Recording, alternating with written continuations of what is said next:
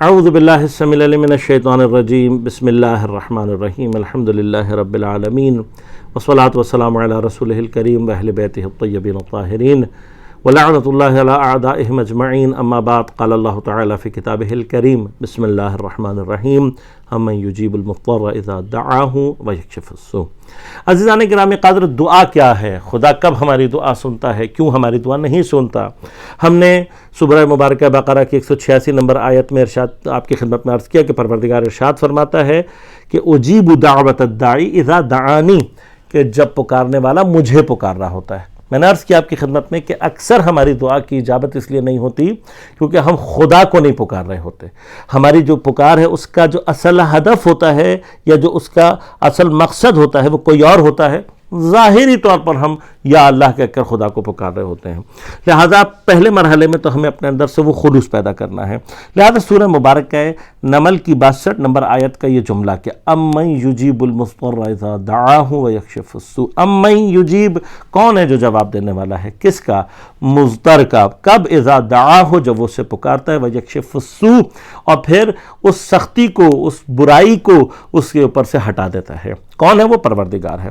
کیوں یہاں پہ پروردگار مضطر کہہ رہا ہے؟ اس لیے کہ جب تک ہمیں کسی کے اوپر آسرا ہوتا ہے، جب تک ہمارا ذہن کسی اور سے متوقع ہوتا ہے، بعض اوقات ہم مضطر واقع نہیں ہو رہے ہوتے۔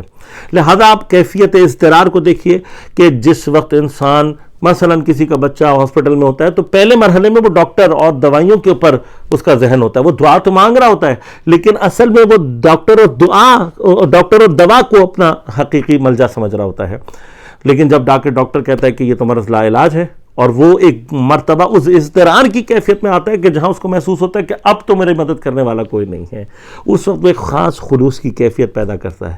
اور پروردگار فرماتا ہے کہ جب تم بالکل مضطر ہو جاتے ہو، جب تم دنیا کے تمام جتنے بھی آسرے ہیں ان سب سے مایوس ہو جاتے ہو تو تمہارے اندر ایک خاص کیفیت اضطرار پیدا ہوتی ہے، اور پھر تم خدا کو تمام تر اخلاص کے ساتھ پکارتے ہو تو امن یجیب، کون ہے جو جواب دے رہا ہوتا ہے اس وقت اس مضطر کی جس کو خدا کے علاوہ کوئی سہارا نظر نہیں آ رہا ہوتا؟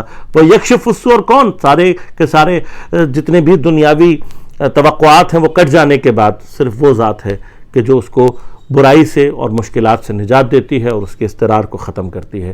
لہذا جتنے خلوص سے پروردگار کو پکاریں گے اتنی ہی جلدی اور اتنے ہی بہترین انداز سے اس کی اجابت کرے گا، اس کا اس نے وعدہ کیا ہے۔ والسلام علیکم ورحمۃ اللہ وبرکاتہ۔